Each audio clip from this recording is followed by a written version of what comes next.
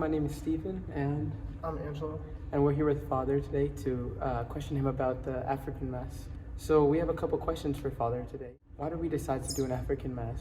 The big question is, what is African Mass? African Mass is not something different. There's really nothing called African Mass. The Mass celebrated and labeled African Mass is the Mass most of us are familiar with.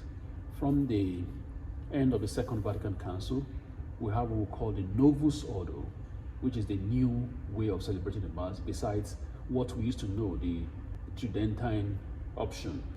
From the moment we entered this new mode of celebrating the Mass, it's penetrated different cultures. The African cultural setting was also involved, which meant that the way Africans celebrate their faith was to some extent allowed within the celebration of the Holy Mass. On a second note, because we are a multicultural diocese, we embrace different cultures. And as we embrace those cultures, we want to see the good, the beauty of those cultures, and let it be available to everyone who key in and embrace it and call it their own. So it's not just an African thing, but giving an avenue for us to say our own.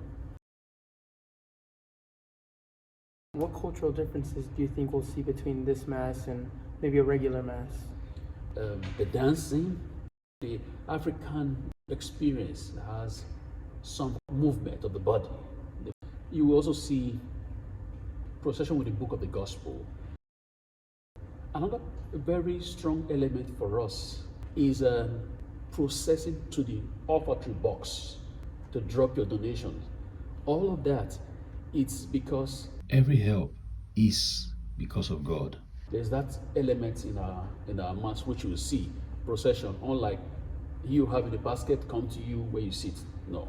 And of course, the climate will have some taste of the African cultural acts you see around there. In Africa, there are so many languages. Of course, we're not going to be using all the languages. English would be the basic language of the Mass. The readings will be in English. The liturgy itself will be in English. But the songs, the offertory entrance song, or the prayers of the faithful, and some of the responses will be in different African languages. Where there is a language that we are not familiar with, we'll have it projected and people will be able to follow, at least to have an idea of what is being said or being prayed. So we can expect a lot of different communities to come together for this Mass, not just the St. Paul's community, right? Exactly. This whole African Mass is beyond St. Paul. It's a diocesan event within the Diocese of St. Petersburg. This is the 5th in the series of African Masses we've had. It's the first one at St. Paul's? This is the first one at St. Paul's. Oh, wow. And we hope that St. Paul, being a very welcoming community, Definitely. we extend this experience to the rest of the diocese and beyond. Well, it seems like a very exciting experience. And Yes, I'm very excited. I'm looking forward to that day. And just to also let you know that after the celebration of the Holy Mass, we also have what we call the celebration through entertainment and having very good time with our meals. Good food. Good food, good food. So everyone is invited. We are looking at getting up to about 1,000 people. Oh, wow. Mm-hmm. That's a lot of people. That sounds like a lot of fun. And the dancing sounds fun, and the food the definitely dancing, is. the processions, the food. Well, I love food, so Good. We'll have enough food for everyone.